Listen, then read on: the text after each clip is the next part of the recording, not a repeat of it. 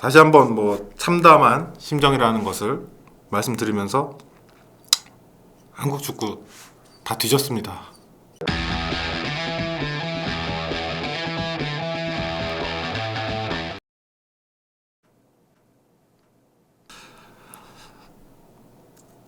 먼저 고인의 명복을 빈다는 말씀드리면서 시작하겠습니다. 지난 28일이죠. 우루과이전 하기 직전에 대한축구협회가 보도자료를 냈습니다. 현재 징계가 진행 중인 축구인 100명의 사면을 발표를 했는데요. 전현직 선수, 지도자, 심판, 단체 임원이 100명이라고 합니다. 여기에 문제는 승부조작범도 48명이 포함되어 있다는 거. 저는 한국 축구가 이날로써 죽었다고 생각합니다. 오늘이 이제 30일이거든요. 28일에 이게 돌아가셨으니까 3일장을 치른다고 하면 오늘이 발인입니다. 네. 축구협회에서는 이 사면의 이유로 월드컵 10회 연속 진출했고 카타르 월드컵 16강 진출을 자축한다.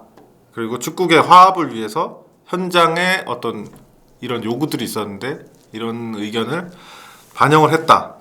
쉽게 말해서 승부 조작한 사람도 징계가 해제됐다는 거예요. 네. 그런데 또 축구협회가 아무래도 이게 뜨거운 반응이 있다 보니까 추가로 발표를 합니다. 사면이 됐다고 해서 그 권리까지 복원이 된 것은 아니다. 쉽게 말해 복권이 된 것은 아니다. 지난 연말에도 대통령 특별 사면 있지 않았습니까? 근데 거기에서 김경수 전 도지사는 사면은 됐지만 복권은 안 됐어요. 그래서 정치인으로서 다시 출마를 한다거나 그런 권리까지 생긴 건 아닌 걸로 알고 있거든요. 축구협회의 설명은 폭력, 승부조작, 편파 판정, 횡령, 배임으로 징계받았던 사람은 지도자, 선수 관리 담당자 등으로 등록할 수 없는 조항이 있다고 설명을 했습니다. 그랬거나 저랬거나 어쨌든 저는 개인적으로는 참담한 심정입니다. 승부조작범을 사면을 했다는 게 진짜 말도 안 되는 일이라고 생각을 하고요. 2011년이죠. 그 당시 이제 승부조작 터졌는데 생생하게 기억하고 있습니다. 그 당시 저는 이제 대학생으로 그냥 팬의 입장이었는데 진짜 그때 생각하면 아찔하죠. 한 가지 사례를 말씀드리자면 어떤 팀이 그 당시 개막하고 계속 연패하고 있었어요. 한 판도 못 이기고 있었는데 어떤 경기에서 갑자기 대승을 했단 말이죠. 그래서 굉장히 좋아했습니다. 그때 그 당시 그 팀의 팬들이. 그런데 알고 보니까 그게 승부 조작 경기였던 거죠. 상대 팀의 조작범이 있었어요. 그 경기를 보면서 좋아했던 사람은 뭐가 됩니까 도대체? 근데 그런 사례가 무수히 많았다. 그런 상황에서 리그가 이제는 없어질 수도 있다는 얘기까지 나왔었죠. 이사회에서 사면을 결정할 때 아무래도 그런 아픔이 있다 보니까 K리그 대표격으로 참여한 분은 이사회에서 반대 의견을 냈다고 합니다. 그런데 그 반대 의견이 그냥 의견일 뿐이었고 결국은 사면이 결정이 됐다는 거. 근데 이런 승부조작 사태가 축구에만 있었던 건 아니에요. 그 당시 야구에도 있었고 비슷한 시기에 e스포츠, 배구, 농구 다 있었는데 사면이라는 건 다른 종목에서는 상상할 수도 없습니다.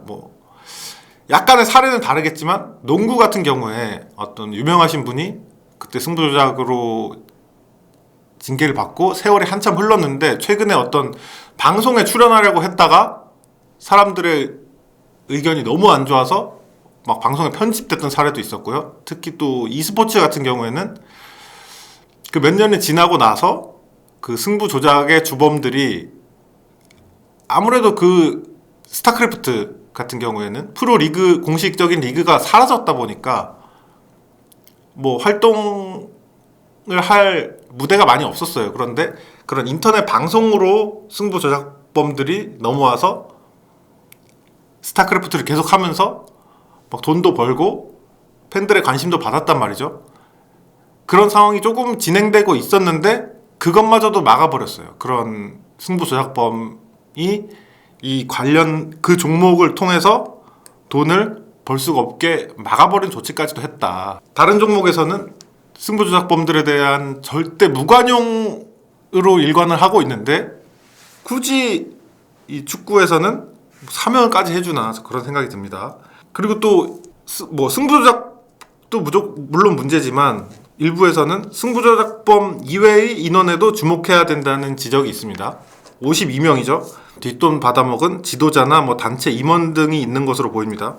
아마추어 무대를 제가 또 취재를 하다 보면 현직에 계시는 뭐 고등학교, 대학교 감독님들이 점점 감독을 하기 어려운 환경이 되고 있다.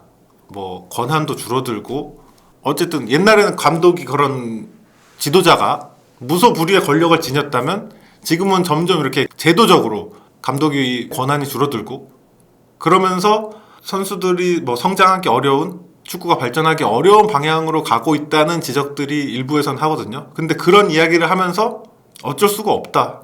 우리 선배들 잘못이고 우리들 잘못이다라고 얘기를 해요. 그게 무슨 뜻이냐면 과거에 그런 부정을 저지른 선례들이 너무 많았다는 것이죠. 그러다 보니까 그런 지도자에 대한 권한을 줄였는데 다르게 얘기하면 지금의 어떤 축구를 망쳐놓은 사람들이라고도 볼 수가 있어요. 그런 사람들에게도 사면이 주어진 것으로 보인다. 저는 이렇게 해석을 합니다. 근데 저는 개인적으로 이 사면이라는 제도 자체에 굉장히 그런 반감, 의문을 가지고 있습니다. 지난 연말에도 이제 윤석열 대통령께서 대통령 특별 사면했거든요. 그 당시 이제 뭐 이명박 대통령도 깜빵에서 나오셨고 했는데 저뿐만이 아니라 많은 분들이 사면이라는 제도 자체에 좀 의문을 가지고 계신 것으로 알고 있습니다. 당연히 그 이명박 대통령 나올 때도 뭐 논란이 많았었고요. 근데 그나마 대통령 사면은 제가 주변에 물어봤습니다. 정치부 기자, 뭐 후배, 선후배 기자들한테도 물어보고 했는데 최소한 그 명단 공개는 하는 것으로 알고 있거든요. 그 사면이 결정이 되면 그 명단을 뭐 언론에 다 공개를 한다는 얘기도 제가 들었고 그리고 아주 뭐 찾기 편하게 돼 있는 것은 아니지만 뭐 음주운전이면 그런 뭐 교통 관련 어디 단체 그런 정부 기관 뭐 정치면 뭐 어디 찾아가면 그 명단을 다 볼 수 있는 것으로 알고 있는데 축구협회 사면 명단은 공개가 되지 않는다는 거. 최소한 그 공개라도 됐으면 어느 정도 우리가 분류하면서 뭐 납득할 것은 납득할 수 있지 않았을까 하는 아쉬움이 있습니다. 근데 이 지금 사태를 보면서 가장 개인적으로 열받는 점은 이 사면 발표 시점입니다. 아까도 말씀드렸다시피 A매치 경기 킥오프 딱 1시간 전에 발표가 됐거든요. 이게 어떤 의도가 있는 것이 아니냐 그런 생각이 들어요. 그러니까 아무래도 A매치고 뭐 특히나 또 클린스만 감독 부임 이후에 두 번째 경기고 하다 보니까 많은 관심이 쏠리겠죠. 그래서 그 전에 사면 발표를 땅 해버리고 뭔가 덮겠다는 의도가 너무 다분하지 않나. 실제로 많은 분들이 이런 부분에 대해서 분노를 하고 있고 근데 또 축구협회는 해명을 합니다. 뭐 축구협회 이사들이 가장 많이 모일 수 있는 시점이라고 판단했고 그리고 이사회가 끝나자마자 바로 발표를 했다고 하는데 꺼림직하죠. 네. A매치 하면서 어떤 한 기업체와 후원 계약을 했거든요. 그거는 이제 다음날 아침에 짠 하고 발표를 하는데 이런 사면은 A매치 직전에 거의 그 시점과 비슷했어요. 그 선발 명단 발표랑 거의 비슷한 시점에 하면서 아무래도 그런 의심의 눈초리를 피하기는 어렵다고 생각을 합니다. 그러니까 이게 오래된 수법이거든요. 뭐 예를 들어서 이 볼펜 만드는 회사가 만약에 어떤 뭐 비리 같은 게 터졌어요.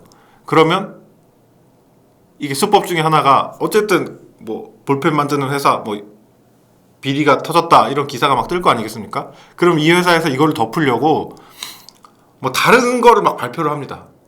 뭐 예를 들면 신제품 출시 이런 거를 짠 하면은 신제품 출시 기사가 막 나올 거 아니겠습니까? 그럼 이 회사를 검색했을 때 그런 비리 그 기사가 밑으로 내려가고 신제품 출시로 덮어지기 때문에 이게 어떻게 보면 굉장히 오래된 수법이기 때문에 이게 과연 먹힐 거라고 생각을 했나? 그러니까 오히려 이 시점에 발표를 하면서 더 어떤 비판적인 시각이 생길 수밖에 없다. 축구협회가 자충수를 뒀다. 이렇게 생각합니다. 다시 한번 말씀드리지만 참담한 심정입니다. 제가 뭐 축구 관련해서 기사도 쓰고 이렇게 영상도 찍고 뭐 현장에 가서 취재도 하기 때문에 제 주변에 어떤 그냥 일반적인 축구 팬분들이 그런 말 많이 합니다. 뭐 A매치에서 우리가 잘 못했거나 뭐 경기력이 굉장히 안 좋았거나 아니면 특정 선수가 뭐 소속팀에서도 잘 못하거나 그럴 때마다 그 많은 분들이 저한테 뭐 왜 그러냐, 왜 이렇게 못하냐 막 이렇게 불만들을 토로를 하세요. 그럴 때마다 제가 어떤 면에서는 어쨌든 저는 물론 비판적인 시각도 필요하겠지만 어쨌든 제가 일하는 일터이기도 하고 하기 때문에 이게 잘 갖고 나가야 되잖아요. 그래서 대변인 아닌 대변인 역할을 할 때도 있어요. 뭐 그게 경기가 이게 어제 진 게 지긴 스코어에서 지긴 했지만 이런 장면은 좋았다. 뭐 경기력은 좋았다. 이런 식으로 좀 뭐 실드를 쳐준다고 하죠. 그런 경우들이 많은데 이 소식을 딱 접했을 때 과연 주변에서 이거에 대해서 저한테 물어봤을 때 왜 그러냐, 이거 문제 있는 거 아니냐고 했을 때 과연 제가 어떤 말을 해야 하나. 저뿐만이 아닐 거예요. 아마 축구 팬분들도 본인이 그 사회생활 하는 데 있어서 축구 팬이라는 것을 주변 사람들이 많이 알 텐데 분명히 그럼 물어볼 거란 말이죠. 과연 팬들은 그럼 어떻게 이거를 반응해줘야 되나, 어떻게 설명을 해줘야 되나, 뭔가 죄인이 된 듯한 기분 느끼시는 걸로 알고 있습니다. 많은 팬분들이. 다시 한번 뭐 참담한 심정이라는 것을 말씀드리면서 한국 축구 다 뒤졌습니다. 여기까지 하겠습니다.